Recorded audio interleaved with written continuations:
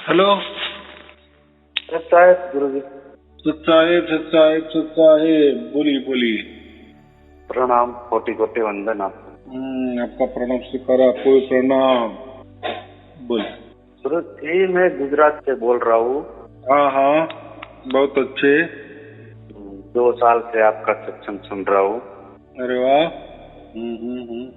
तो मुझे जो एक वेद है वो समझ में नहीं आता है। हाँ का जो वेद है, बाकी सब समझ में आ गया है। मूर्ति को सबक तक कैसे पहुंचाया जाए? हाँ, सुरती को इस शरीर में जो सुरती फंसी है, उसको तालवे के ऊपर 10वां द्वार बोला जाता है, 11वीं खिड़की। कुछ उधर से निकालना है। निकालना मतलब वो शब्द खींचेगा तब निकलेगा। तो शब्द तक कैसे पहुंचना? बात ऐसी है, ये पहुंचना, वहां जाना या वहां से आना, ये करना वो करना, ये सब कर्म कांडों में आता है। कर्म कांड माने क्या? जो हमारे शरीर से जो भी होता है उसको कर्म कांड कहते हैं। कर्म कांड। शरीर का हाथ हो, पाँव हो, पाँव के काम क्या है? जैसे तीर्थ यात्रा करते हैं, वही कर्म कांड ही हो गया। हाथ से हम यज्ञ कर सकते हैं, कोई पूजा पाठ कर सकते हैं, कोई अर्घ्य दे सकते हैं, वो हो गया। बाद में हो गया मस्तिष्क यानी हमारी बुद्धि, तो वहां से हम कोई ध्यान कर सकते हैं, वो भी एक कर्म कांड ही हो गया। मुंह से हम जाप कर सकते हैं, वो भी एक कर्म कांड ही हो गया। हाथों से मालाएं ये करते हैं, वो आंखों से हम कोई मूर्ति देखते हैं, उसको प्रणाम करते हैं, वो भी एक कर्म कांड।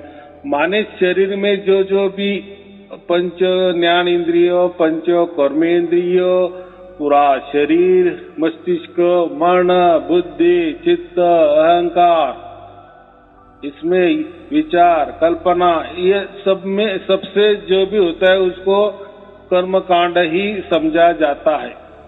यानी ऐसा है कि हमारी ओर से परमात्मा की ओर, यानी हम कोई तो भी करेंगे, कुछ तो भी करेंगे, यज्ञ होम हवन करेंगे, मंत्र तंत्र जाप करेंगे। देखो, मंत्र का अर्थ तो आपको खुला मालूम है। मंत्र लिखने वाला, बोलने वाला, पढ़ने वाला, स्मरण करने वाला, गुनगुनने वाला, उसको हम मंत्र कहते हैं। बराबर। उसका जाप भी कर सकते, हाथों में कर सकते, हाथों में माला ले सकते, मुंह से कर सकते। अभी हो गया मंत्र।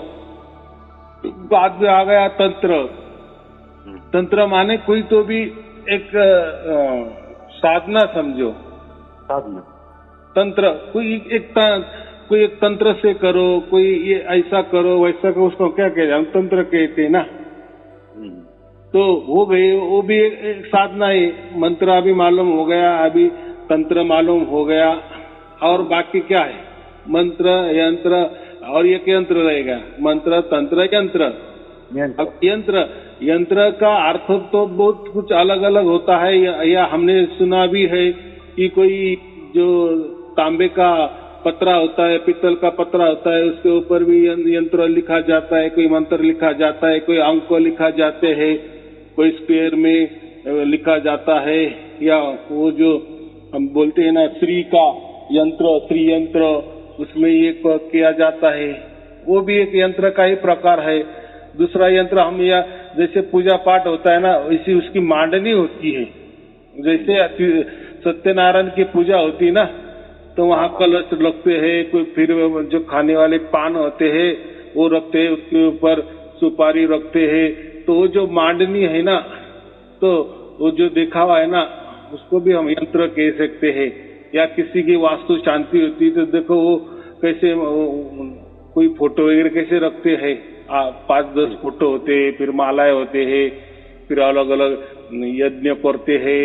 तो वो जो कोई सजावट है उसको भी यंत्र कहा गया है। सुनो ना, मैं वही बोल रहा हूँ। लेकिन कबीर साहब ने ये मंत्र, तंत्र, यंत्र को झूठ कहा है। हाँ। बराबर। अभी बात आपकी आ गई कि ये जो सुरती है वो कैसे शब्द में समाये। ये देखो, अगर हमें कुछ करना है माने फिर कुछ तो भी दिमाग लगाना पड़ेगा, कुछ तो भी मंत्र से करना पड़ेगा, कुछ तो भी ये तंत्र से करना पड़ेगा, या कुछ तो भी यंत्र से करना पड़ेगा। तो बात तो वही आ गई, अगर परमात्मा इसमें नहीं ही है तो कैसे हम सुरती को शब्दों में लेके जा सकते हैं। तो ये बात ऐसी है, जिन लोगों को ऐसा समझो कि परमात्मा क्या होता है, या परमात्मा कोई झलकियां मिली नहीं, या परमात्मा ही समझ में नहीं आया, तो वो लोग ऐसे कुछ तो भी लिखते हैं, कोई ग्रंथ निकलते हैं या प्रवचन में बता देते हैं सुरती को शब्द में लाना है, ऐसा ध्यान करना है, फिर ये गुफा से वो गुफा में जाना है, वो गुफा से वो गुफा में जाना है, ये चक्रों से वो चक्र में जाना है।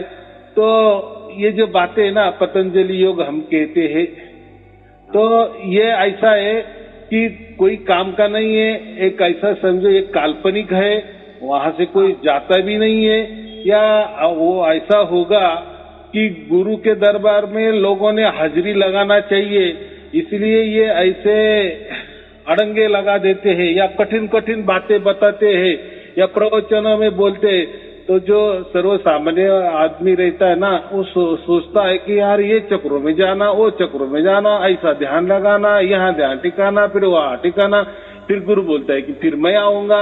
अरे कैसा संभव है, लेकिन गुरु तो बोल रहा है, फिर हम आते हैं, फिर आपको आगे वाली यात्रा कराते हैं, तो ध्यान में कैसा हो सकता है।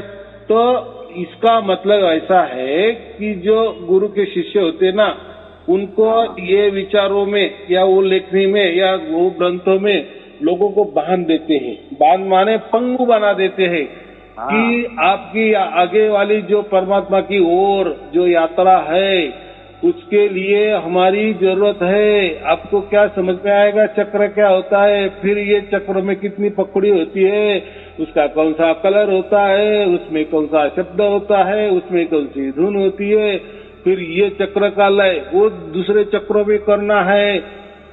तो ये जो बातें है ना, ये सब दिमाग को हिलाने वाली होती है।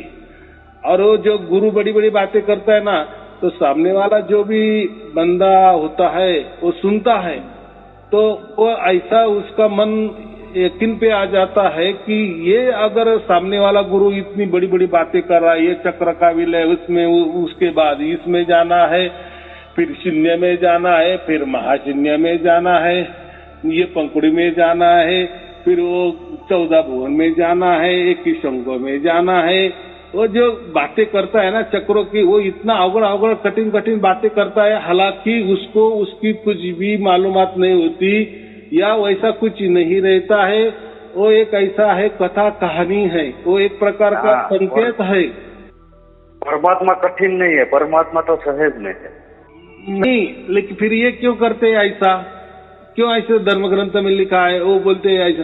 तो बात ऐसी है कि जो सर्वसामान्य आदमी है ना, उसका दिमाग ना चले और वो पंगु होते जाए। पंगु माने मन से कि बस अब गुरु तेरा ही सहारा। अगर कोई इतनी बड़ी बड़ी बातें करता है, देखो जो बातें करते हैं तो उसका मतलब हम क्या सोचते हैं। कोई अगर अमेरिका की बातें कर रहा है तो हमारा मन क्या समझेगा, अरे ये तो गया होगा इसलिए तो करता है ना, कितनी सहज बात है। लेकिन यहाँ क्या होता है, यहाँ चालाकी ऐसी होती है। चलो अमेरिका तो भी समझता है, हमने गूगल कर लिए तो समझता है कि हाई ये जो बंदा कह रहा है कि वहाँ सचमुच में ऐसा कुछ है क्या, या आजकल के पिक्चरें भी है, बहुत सारे यूट्यूब में भी बहुत सारे उसकी फिल्में भी होती है, या अमेरिका क्या होता है, तो वो सब आज अवेलेबल है। तो सामने वाला क्या बता रहा था तो हम उसकी जांच कर सकते हैं। लेकिन आध्यात्म में क्या होता है, जो गुरु बताता है ना, उसकी कोई जांच नहीं होती, उसकी कोई परीक्षा नहीं होती।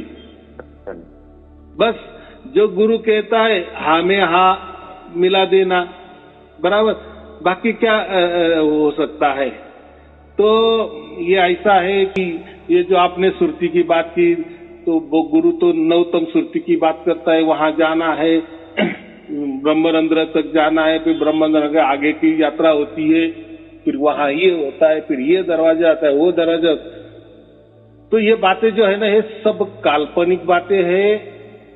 अपना प्रभाव डालने के लिए, दूसरों के ऊपर अपना विचार थोपने के लिए कि मैं बहुत पहुंचा हुआ हूं, तो ये प्रभाव डालने के लिए होता है। हालांकि में उसका वो जो बंदा बता रहा है ना, उसका कुछ अनुभव ही नहीं होता ना, वो ये चक्र पार करके वो चक्र में भी नहीं कभी गया।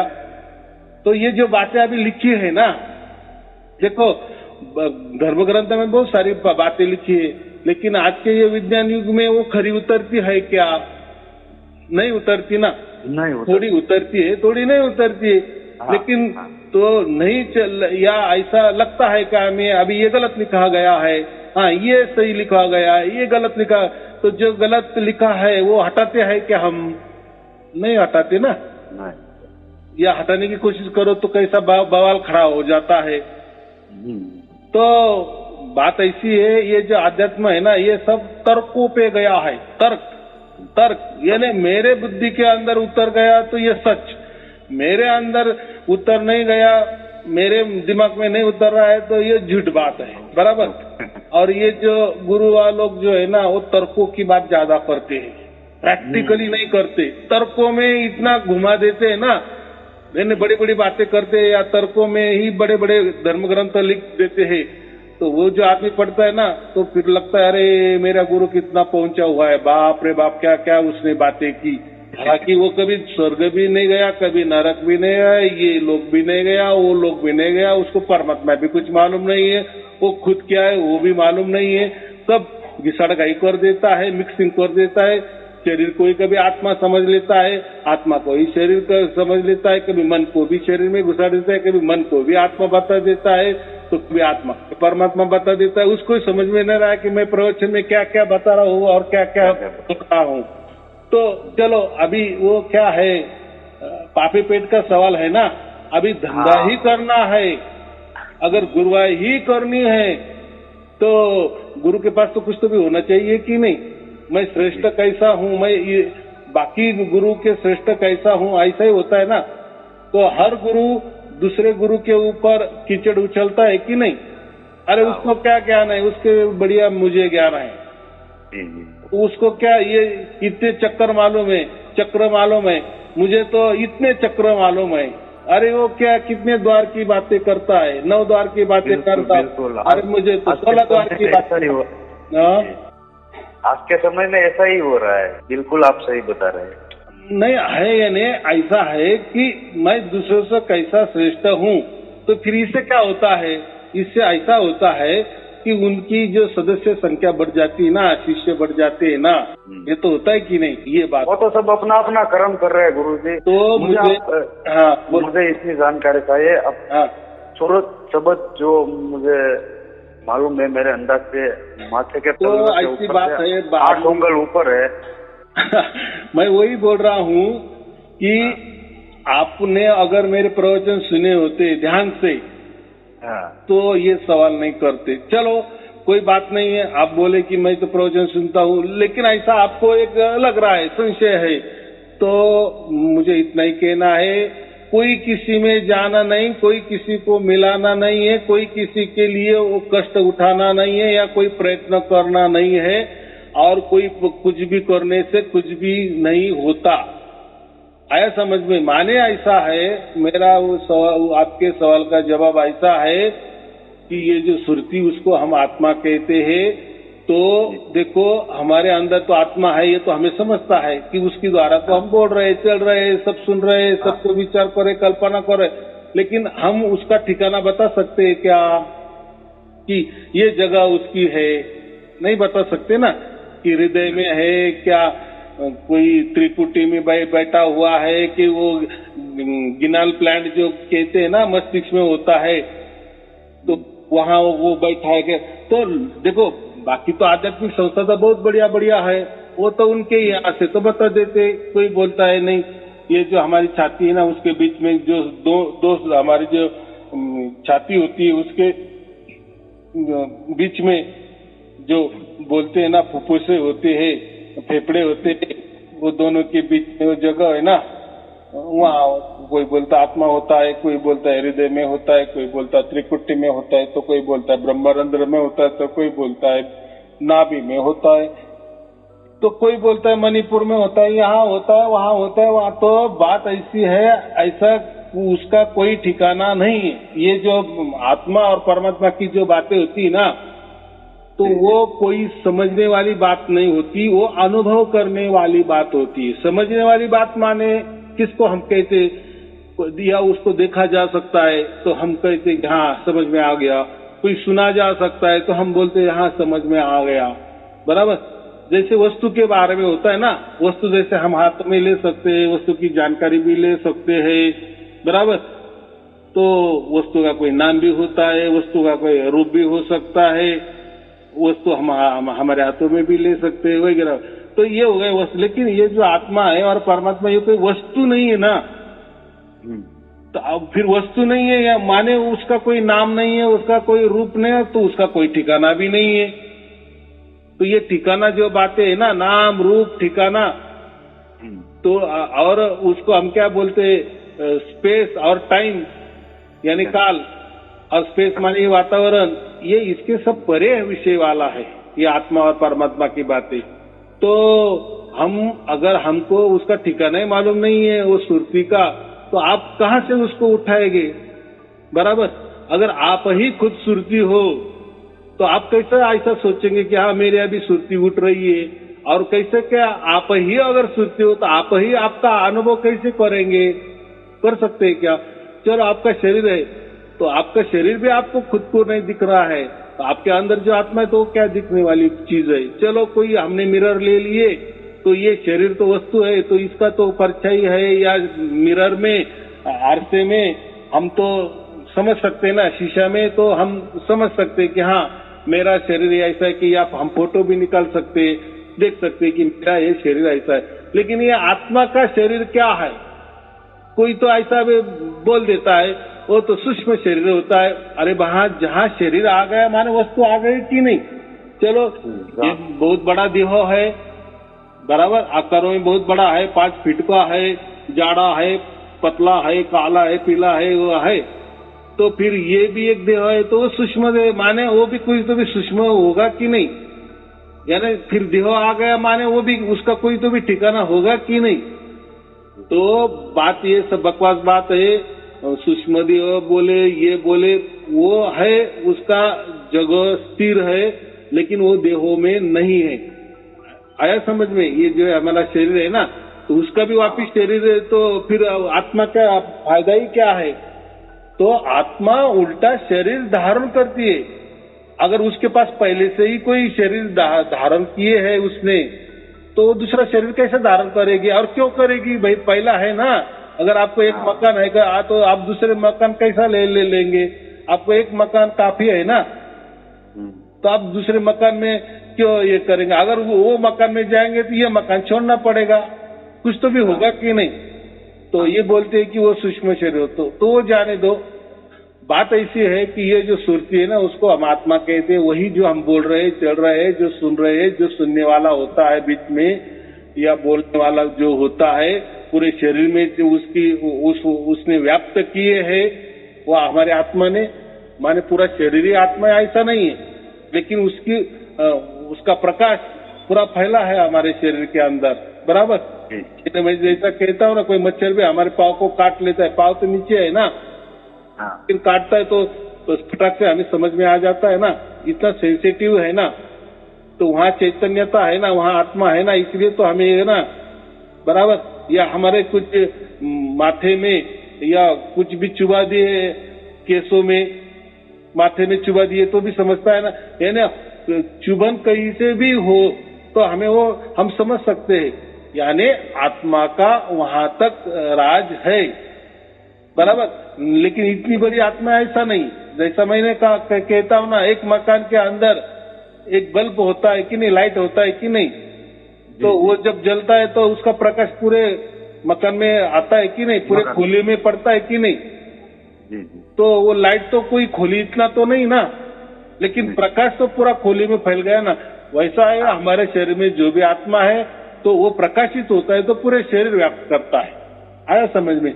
और ये जो परमात्मा होता है ना, ये तो इतना विशाल होता है कि ये जो अनंत ब्रह्मांडों को भी उसका जो प्रकाश है वो जहां भी परमात्मा होगा। लेकिन ऐसा एक समझने के लिए एक कल्पना करो, जैसा एक सूरज होता है तो सूरज पूरे पृथ्वी पर आता है कि नहीं, उसकी किरणें, उसका प्रकाश आता है कि नहीं, पूरा शरीर, पूरा सूरज तो उतरता नहीं ना, बस उसकी किरणें आती है, उसका प्रकाश आता है, काफी है, उससे सब कुछ काम चलता है कि नहीं, सब जीवन चल रहा है कि नहीं। लेकिन सूरज जहां है वहां है ना उसका ठिकाना। वैसा हमारा जो आत्मा है अंदर, बराबर, तो वो पूरा शरीर चला रहा है कि नहीं, पूरा शरीर के अंदर उसका मौजूदगी है कि नहीं। तो पूरा शरीर ही माने पूरा आत्मा शरीर है, ऐसा नहीं ना। वैसा ही जो परमात्मा है ना वो भी एक जगह स्थिर है, लेकिन उसका प्रकाश इतना फैला हुआ है, इतना फैला हुआ है कि पूरे अनंत ब्रह्मांड में उसका प्रकाश ही प्रकाश है। तो हम भी कोई ब्रह्मांड में रहते हैं कि नहीं, तो फिर उसका प्रकाश हमारे अंदर भी बाहर है कि नहीं। लेकिन ये जो प्रकाश हम समझते हैं ना, प्रकाश माने जैसा लाइट का प्रकाश, दिया का प्रकाश, तो वो प्रकाश नहीं। वो मैं प्रकाश इसलिए कहा कि उसकी रेंज, उसकी रेंज, बराबर। जैसा आपने मोबाइल लगाया, मेरे पास आ गया, अभी आप तो हजारों कोसों दूर रह रहे ना, तो रेंज आ गई आपकी, इसलिए मैं बातें कर रहा हूँ ना। लेकिन रेंज आने के बाद लग रहा है कि हमारी दूरी, हम दूर से बात कर रहे हैं, नहीं लग रहा है ना, जैसे हम पास में ही बैठे हैं ऐसा ही लग रहा है ना। वैसा ये जो परमात्मा है ना, इसने तो इसका प्रकाश ऐसा समझो कि पूरे अनंत ब्रह्मांड को भी उसने व्याप्त किए है, बराबर। उसके नजर निगरानी में से कोई नहीं, या उसकी परमात्मा की रेंज इतनी बड़ी है कि पूरे अनंत ब्रह्मांड में उसकी रेंज पहुंची हुई है, बराबर। हमारी तो भी मोबाइल की रेंज कभी आती है कभी नहीं आती, हो सकता है, क्योंकि ये प्रकृति है, प्रकृति में ये बातें हो सकती है। लेकिन परमात्मा की रेंज का वैसा नहीं है, उसका फुल सिग्नल है। तो वो जो सिग्नल होता है वही उसको पकड़ना है।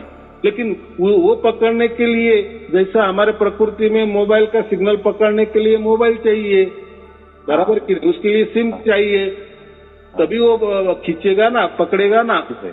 वैसा ही ये जो परमात्मा का जो सिग्नल पकड़ने वाला काम कौन करता है, कौन पकड़ता है सिग्नल, किसकी ताकत है परमात्मा का सिग्नल पकड़ने की? तो जो हमारा आत्मा होता है ना, उसकी ताकत होती है।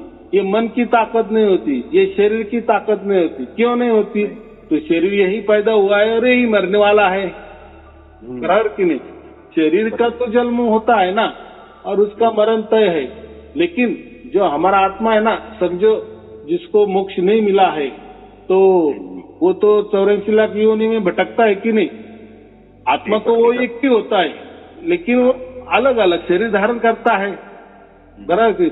ऐसे हर व्यक्ति, हर मनुष्य कभी न कभी ये जो 84 लाख योनि का चक्कर काटते ही, ऐसा बोलते हैं, कहते हैं कि पूरा 84 लाख योनि का चक्कर कट गया तो फिर बाद में लास्ट में हमें मनुष्य देह मिल जाता है, बराबर।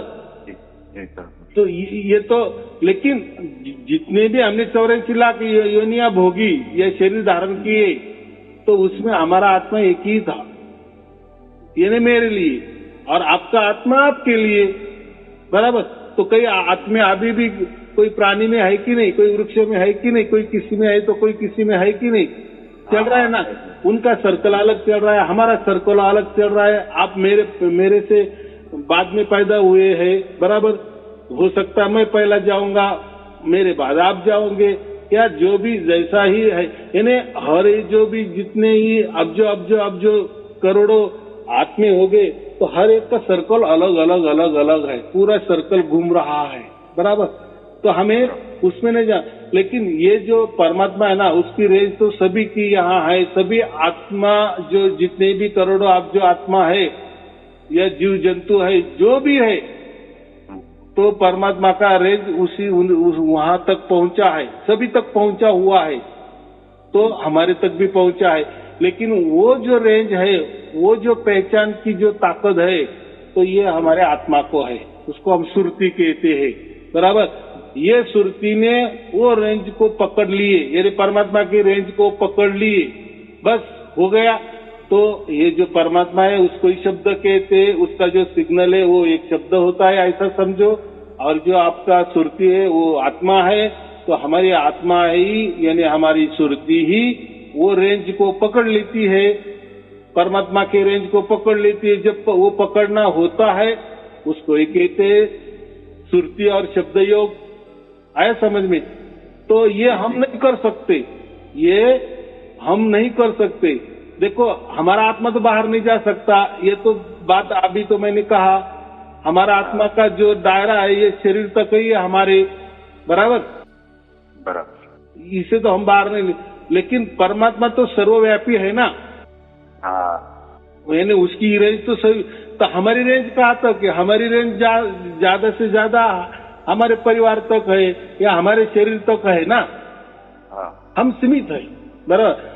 परमात्मा तो असीम है ना। हमारी रेंज का यानी ऐसा सभी शरीर के बाहर भी नहीं जा सकती है क्या? अगर ऐसा कुछ होता तो बाजू वाले घर में क्या चल रहा है, सबके मन में क्या चल रहा है, ये भी आप समझ लेते ना। लेकिन ऐसा समझता है क्या? नहीं समझता ना। यानी आपकी रेंज वहां तक नहीं है, लेकिन परमात्मा तो इतना विशाल है कि उसकी रेंज सभी की यहाँ है, बराबर। यानी अनंत ब्रह्मांडों में भरी हुई है, ऊपर नीचे अंदर बाहर खचाखच भरी है, पूरी रेंज है, बराबर कि नहीं? तो फिर उसकी रेंज हमारे भी शरीर के अंदर बाहर है कि नहीं, खचाखच भरी कि नहीं, लेकिन हमें मालूम नहीं है। तो ये रेंज कौन पहचानता है? तो ये रेंज जो पहचानता है तो ये बस हमारा आत्मा, उसको हम सुरती कहते हैं, बराबर, वो पहचान लेता है। लेकिन अभी ये जो है, तो इसलिए हम क्या कहते हैं कि ये जो आत्मा ही परमात्मा का बच्चा है, इसलिए वो दोनों का मिलान है ना। ये लेकिन ये जो हमारा आत्मा है उसका और ये जो ब्रह्मांडी आत्मा है इसका कोई तालमेल नहीं है, बराबर। वो भी एक आत्मा ही है, वो भी परमात्मा का ही बड़ा बच्चा है जो ये अनंत सृष्टि चलाता है। चलाने वाला तो कोई तो अधिकारी होगा कि नहीं, बनाया देखो, निर्माण किए परमात्मा ने, वो बात नहीं, वो बराबर है। लेकिन चलाने वाला कौन है? चलाने वाला जो होता है उसको ब्रह्मांडी आत्मा कहते हैं ना। ब्रह्मांड चलाने वाला उसको हम ब्रह्मांडी आत्मा कहते। तो वो भी हमारा एक भाई हो गया, एक बड़ा भाई, थोड़ी उसकी ताकत ज्यादा कि अनंत ब्रह्मांड चलाता है वो, बराबर। पिताजी ने ये अनंत ब्रह्मांड निर्माण किए और चलाने को वो बड़े लड़के को दे दिए, उसको हम काल कहते हैं, बराबर कि नहीं? तो वो काल हो गया ब्रह्मांडी आत्मा, और हम ये शरीर में भी है, तो हम भी एक आत्मा ही है। लेकिन ये शरीर के वास्ते बस हमारा संबंध शरीर के लिए ही है, दिया है। अभी हमको क्या करना है? तो हमको कोई बड़े भाई के पास नहीं जाना है, ब्रह्मांडी आत्मा प्राप्त नहीं करना है, माने ये जो अनंत ब्रह्मांड प्राप्त नहीं करने है। हमें क्या करना है? हाँ, किसी को देव देवता बनना है, किसी ब्रह्मांड में जाना है, किसी ब्रह्मांड का कोई एक ब्रह्मांड का मालिक बनना है। जैसे हम कहते हैं ना, कोई लोक होते हैं, 14 भुवन होते हैं, कोई 21 शंख वाला ब्रह्मांड होते हैं। तो उन्होंने 21 शंख कहा, 21 शंख ही बहुत बड़ी हो गया, लेकिन अनंत ब्रह्मांड है। ये जो कोई बोलते हैं ना, देवी देवता का राज होता है, इस ग्रह पे देवी देवता का इनका राज है, तो ये जो कथा कहानी है ना, तो ऐसा समझे ज्यादा से ज्यादा हम हमारे आत्मा से या प्रयत्न से ये प्राप्त कर सकते, माने ऐसा समझे ज्यादा ज्यादा पूरे अनंत ब्रह्मांड भी प्राप्त कर सकते हैं हमारे ताकत से, बराबर जी। वो तो लेकिन हमारी आत्मा परमात्मा को नहीं प्राप्त कर सकती। आया समझ में? मैंने अभी क्या कहा, हम ज्यादा से ज्यादा ब्रह्मांडी आत्मा प्राप्त कर सकते हैं, ज्यादा से ज्यादा, वो भी नहीं, लेकिन एक समझने के लिए ऐसी कल्पना करो कि हमारा आत्मा ज्यादा से ज्यादा इतना पावरफुल हो सकता है कि अपना जो बड़ा भाई है ना, जो अनंत ब्रह्मांड चलाता है ना, वहां तक उसकी पहुंच जा सकती है, बराबर। इतना भी विशाल हो सकता है चाहे तो, अगर उसने कुछ किए तो, बराबर। लेकिन वो परमात्मा को प्राप्त नहीं कर सकता। क्योंकि ये दोनों के परे है ना परमात्मा। जैसा हमारा आत्मा और ये ब्रह्मांडीय आत्मा, हम तो बच्चे हैं, ब्रह्मांडीय आत्मा भी परमात्मा का बच्चा है, हमारे अंदर जो आत्मा है वो भी परमात्मा का बच्चा है। तो हम ज्यादा से ज्यादा हमारे भाई तक जा सकते हैं, पहुंच सकते हैं, या ज्यादा से ज्यादा ऐसा समझो कि हमारा बड़ा भाई हमारे पास आ सकता है। ये सब खेला जो है ना, ये ब्रह्मांड में चल सकता है, और आजकल यही चलता है। सभी धर्म ग्रंथों में ये ब्रह्मांडों की ही बात की है। ये आप ऐसा करोगे स्वर्ग में जाओगे, ये ऐसा करोगे आप वहां जाओगे, ये ऐसा करोगे तो आप गोलोक में जाओगे, ये भगवान की भक्ति करे तो आपको ये शिवलोक प्राप्त होगा, वगैरह वगैरह। ये जो शिवलोक है, ये जो कैलाश लोक भी उसको कहते हैं, या जो भी जितने भी विष्णु का भी जो लोक है, ऐसे ब्रह्मा का भी जो लोक है, ऐसे देवी देवता 33 करोड़ है बोलते हैं, उनका भी कोई लोक होगा। तो इसमें हमारा आना जाना या वो प्राप्त करना या वो हमें प्राप्त करते हैं, वो बात अलग है। लेकिन परमात्मा, हाँ, अभी फिर हम परमात्मा को कैसा प्राप्त कर सकते हैं? अभी आपका वही सवाल है ना कि हमारे सुरती से यानी हमारे आत्मा से परमात्मा को शब्द में विलीन कैसे हो? तो हम कभी भी हमारी ओर से, हमारे प्रयत्न से, हमारे कष्ट से, हमारे चालाकी से, हमारे तपश्चर्या से परमात्मा को प्राप्त नहीं कर सकते। बराबर नहीं कर सकते। मैंने तो कहा कि हमारे चालाकी से, कष्ट से, प्रयत्न से, तपश्चर्या से जहाँ ज्यादा से ज्यादा वो ब्रह्म तक, यानी जो ब्रह्मांडीय आत्मा है वहां तक, यानी हमारे बड़े भैया तक हम जा सकते हैं। बराबर, या बड़े भैया हमारे पास है। लेकिन अभी ये जो बात है ना परमात्मा की, यहाँ वन वे है, यानी उसका रेंज अगर हमारे पास आया है ना, हमारे शरीर के अंदर आया है ना, तो हम क्यों उसके पास जाए? क्योंकि हमारे औकात ही नहीं ना। हमारी आत्मा सीमा है, हमारे आत्मा को कुछ तो भी सीमा है, लेकिन परमात्मा तो असीम है ना। तो परमात्मा ही हमारे पास आता है, परमात्मा ही हमारे पास आता है, अपने बच्चों के पास आता है। तो हम क्यों जाए, या हमारी सुरती कहाँ लेके जाएंगे? नहीं जा सकते ना। फिर ये जो लिखा गया है ना, ये देखो, लिखने वाला तो कुछ भी लिख देता है, बोलने वाला तो कोई बक देता है, लेकिन प्रैक्टिकल में ऐसा नहीं होता। ये कबीर साहब ने कबीर बीजक में साफ साफ लिखा है। बराबर, तो परमात्मा ही अपने आत्मा के पास आता है। बराबर, लेकिन कभी भी हमारा आत्मा परमात्मा के पास नहीं जा सकता, उसकी रेंज उतनी नहीं है। बराबर, और कभी ऐसा हुआ भी नहीं है। और जो भी लिखा दिया है तो ज्यादा से ज्यादा ऐसा समझो कि हमारे आत्मा ने बहुत सारी कोई तपस्या की, तो ज्यादा से ज्यादा वो ब्रह्म तक जा सकता है, बड़े भैया तक जा सकता है, ब्रह्मांड पा सकता है, ब्रह्मांड आत्मा की खोज कर सकता है। उसको हम ब्रह्म कहते हैं, ओम कहते हैं, या उसको शिव भी कहते हैं, कोई निरंकार भी कहते हैं, उसको कोई सोम भी कहते हैं, वगैरह वगैरह बहुत सारे नाम अलग अलग है। यानी हम वो ईश्वर भी प्राप्त कर सकते हैं। लेकिन ईश्वर को या भगवान समझो, ये जो संज्ञा है ना, ये सब ब्रह्मांडी आत्मा की बात है, आत्मा के ही नाम है, ऐसा समझो। लेकिन परमात्मा को हमारे आत्मा कभी प्राप्त नहीं कर सकती। तो परमात्मा ही हमारे आत्मा को प्राप्त करता है। फिर वो कब करता है? तो करता है जब हमारा भाग्य हो जाता है ना, तो वो ऑटोमेटिक हमारे पास आता है।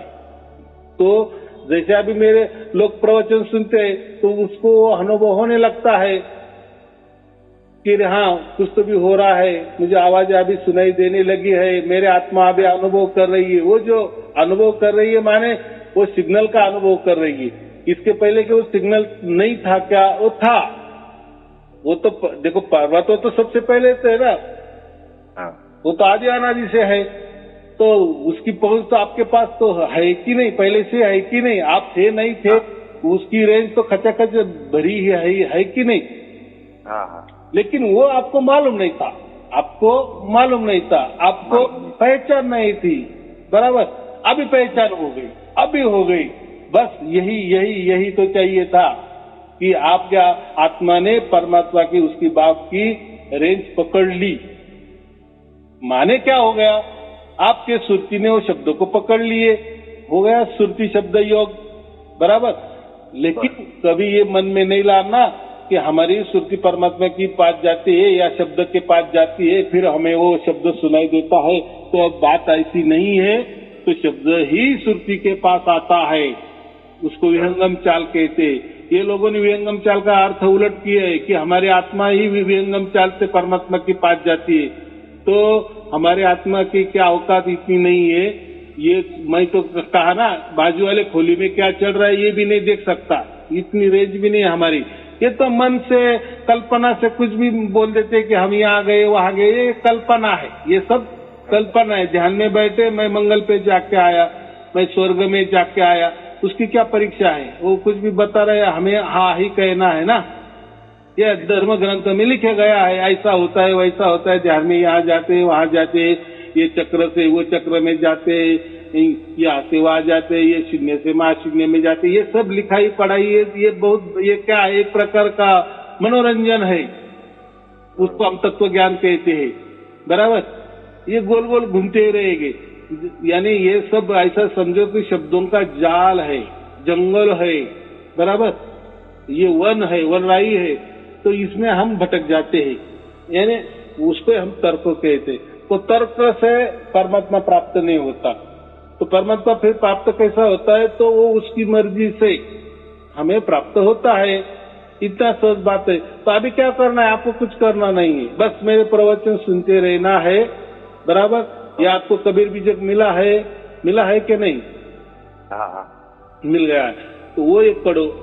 नहीं समझ में आ रहा है कबीर बीजक, तो मेरे प्रवचन सब सुन लो, वही कबीर बीजक का ही है। वो तो मैं तो जो प्रवचन में तो उल्टा विस्तृत बताता हूँ। तो फिर ये काम करते रहेंगे, परमात्मा को तो सब समझता है कि नहीं, मेरा बच्चा क्या कर रहा है, किस लिए कर रहा है, जब उसके समझ में आ, वो तो सर्वज्ञानी है ना। हमको तो बहुत लालसा है कि परमात्मा का प्राप्ति करनी है, परमात्मा ने तो तुरंत आना चाहिए, हम तो बहुत प्रार्थना करते हैं, लेकिन कहाँ आता है, बराबर क्यों? यानी हमसे कभी भी नहीं हो सकता, परमात्मा प्राप्ति हमसे हो ही नहीं सकती। हाँ, लेकिन परमात्मा प्राप्ति होगी, लेकिन कब? जब खुद परमात्मा ही हमारे पास आएगा, बराबर। जैसा जेल में कोई कैदी होता है ना, उसकी तो बहुत इच्छा होती है कि मैं आजाद हो जाऊं। अरे लेकिन तुझे छुड़ाएगा कौन? जो आजाद है वही छुड़ाएगा कि नहीं? तो आजाद कौन है? आजाद तो परमात्मा है, परमात्मा है। हाँ, परमात्मा ही आजाद। तो वही आता है, तो वही आएगा और आपको छुड़ा के लेके जाएगा। तो यही बात होती है। अभी छुड़ाना माने क्या? तो ये 84 की योनि में जो चक्कर काट रहे हैं ना, ये जो जेल है ना, ये जेल से वो जेल, वो ये शरीर से वो शरीर, ये जेल से वो जेल, दुखी दुख, बस इससे हमें मुक्ति पाना है। तो इसके लिए परमात्मा की नजर निगरानी में हम पर आनी चाहिए, या परमात्मा की कृपा दृष्टि हमारे ऊपर होनी चाहिए, माने हमारे आत्मा पर होनी चाहिए। हमारी तो नजर है परमात्मा के ऊपर, समझो, प्रार्थना के द्वारा। हमको तो मन में चोट लग रहा है ना लेकिन हम जेल में है, बराबर। अगर हम ही जेल में नहीं है तो फिर किसकी आप राह देख रहे, किसकी प्रार्थना कर रहे? कोई बोलते हैं ना आत्मा ही परमात्मा होता है, तो फिर परमात्मा क्यों प्राप्त करना है? आपको तो समझ में आ गया कि आत्मा ही परमात्मा होता है, तो फिर आप दुखी क्यों हो? फिर क्या करना है? फिर गुरु किस लिए करना है, और किससे मुक्त होना है, और किसने आपको बांध रखा है? नहीं ना, नहीं। आपको तो बुद्धि है, सब कुछ है, आपको तो समझ में भी आ गया है कि मैं आत्मा हूँ और मैं ही परमात्मा हूँ। और फिर बात ही क्या हो गई? फिर कौन किसको प्राप्त करना है? फिर परमात्मा की बातें क्या करना है अगर आप खुद ही परमात्मा हो? और फिर मुक्ति की बात ही क्या करना है अगर आप ही परमात्मा हो? और मोक्ष की बातें क्या करना है? मोक्ष देने वाला ही परमात्मा अगर आप ही हो। तो परमात्मा तो इतने अनंत ब्रह्मांड निर्माण किए, तो आप भी कुछ तो भी करो। आप भी, आपको मालूम हो गया ना कि आत्मा ही परमात्मा होता है, मैं ही परमात्मा हूँ, तो कुछ तो भी करके दिखाओ। बाजू वाले खोली में क्या चल रहा है दिखाओ, थोड़ा सा होता है, हो सकता है क्या? तो ये सब कथा कहानी है, ये सब क्या बोलते हैं, अपना बड़प्पन के लिए, अपना मान बढ़ाई के लिए अपना पापे पेट भरने के लिए लोग कर रहे हैं और चल रहा है, हमें उसमें नहीं जाना है। आया समझ में? बरोबर। तो अभी कुछ करना नहीं है, बस प्रवचन सुनते रहो और उसकी कृपा दृष्टि कभी न कभी 100% होती ही हजारों लाखों लोगों को हो गई है, तो आपको क्यों नहीं होगी। लेकिन अभी आप ऐसे जिद में अड़े रहे कि मैं ही परमात्मा को प्राप्त करूंगा, मेरे प्रयत्न से करूंगा, मेरे कष्ट से करूंगा, मेरे तपस्या से करूंगा, मैं कोई गहरी जो क्या बोलते हैं नियम मैं धारण करूंगा, मैं ये नहीं करूंगा, मैं नहीं वो करूंगा। आप ऐसा कितने भी करते रहे ना, तो कोई परमात्मा आपके पास आने वाला नहीं है। परमात्मा आपका क्या देखता है? ये नहीं देखता, आपकी चालाकी नहीं देखता, आपकी प्रार्थना नहीं सुनता, वो आपका आप क्या है उससे कुछ मतलब नहीं है, बस आपका भाग्य ही देखता है वो। अभी भाग्य क्या होता है? वो तो अनंत काल का जो अनंत जन्मों का एक निचोड़ होता है ना, और उसको तो समझता है ना। हमको तो मालूम है, हम तो ये शरीर से वो शरीर, ये शरीर से वो शरीर, हम तो ये धारण करते और ये घूमता है 24 लाख योनि के चक्कर काटते। तो हम तो बाबा ये चल मनुष्य चोला है, तो इसमें तो हम कम से कम इसलिए तो मनुष्य चोला है ना कि हम बातें तो कर सकते हैं, कम से कम आत्मा क्या होते है, परमात्मा क्या होता है। लेकिन कोई गुरु ऐसा बता देगा कि तू आत्मा है, चलो ये तो बहुत अच्छी बात है, तू तो मनुष्य है, अभी तेरे हाथ में है कि मोक्ष प्राप्त करना है, परमात्मा को प्राप्त करना है, तो ये मंत्र ले लो परमात्मा प्राप्त हो जाएगा, ये ध्यान कर ले परमात्मा प्राप्त हो जाएगा, ये चक्र से वो चक्र में चला जाओ। तो ये सब बकवास बातें किसी को प्राप्त नहीं हुआ है, जो बोलने वाला है उसको भी प्राप्त नहीं हुआ है। तो उससे क्या होता है, उसका ही जीवन का बर्बादी, और जो सुन रहा है वो शिष्य का ही बर्बादी। बराबर। तो अपने चालाकी से कभी परमात्मा प्राप्त नहीं होता। तो परमात्मा जो प्राप्त होता है वो उसकी मर्जी से, उसकी ओर से, क्योंकि वो स्वयंभू है ना। स्वयंभू है माने क्या है? और ये काल के परे, काल तो हमारे लिए लगा है, ये जन्म वो जन्म, इतने साल ये जन्म, वो जो बात दूसरा जन्म, उसका कोई साल ये तय होता है कि नहीं, उम्र तय होती कि नहीं? हमारे लिए काल है, परमात्मा के लिए कौन नहीं, वो तो कालातीत है। बराबर। वो तो काल के बाहर है। बराबर। ब्रह्मांडी आत्मा को तो भी काल के अंदर है, वो भी एक स्वयं काल ही है, समय है। लेकिन परमात्मा ये इससे परे होता है। बराबर। वो कुछ भी कर सकता है, कहीं भी जा सकता है, कहीं भी आ सकता है, कुछ भी कर सकते, क्योंकि उसको तो मालिक कहते हैं। हम खुद को कहते कि मालिक नहीं कहते ना। चलो और क्या पूछना है? बात गुरुजी आपने सब बता दिया, और क्या पूछूं? हाँ, तो कोई चिंता की बात करना नहीं, कोई परेशानी नहीं करना है। जो भी करेगा परमात्मा करेगा, परमात्मा ही करेगा। और आप खुश रहो, आनंद उत्सव में रहो। जो भी करने वाला है शरणागति, पूरी तरह शरणागति। बस अभी परमात्मा तू ही तू मुझे प्राप्त होना है, नहीं होना है, मुझे तो तू समझ में आ गया ना, बस बहुत हो गया मेरे लिए, मेरा जन्म का सार्थक हो गया। बस अभी तेरी मेहरबानी करनी है नहीं करनी है, अभी ये तेरे ऊपर है। बराबर। क्योंकि हम कोई परमात्मा से जोर जबरदस्ती नहीं कर सकते या कुछ चालाकी नहीं कर सकते। चलो ठीक है, आपको और आपके परिवार के लिए शुभ आशीर्वाद। सत साहेब जी, सत साहेब जी, सत साहेब जी, सत साहेब, कोटि कोटि वंदन गुरुजी।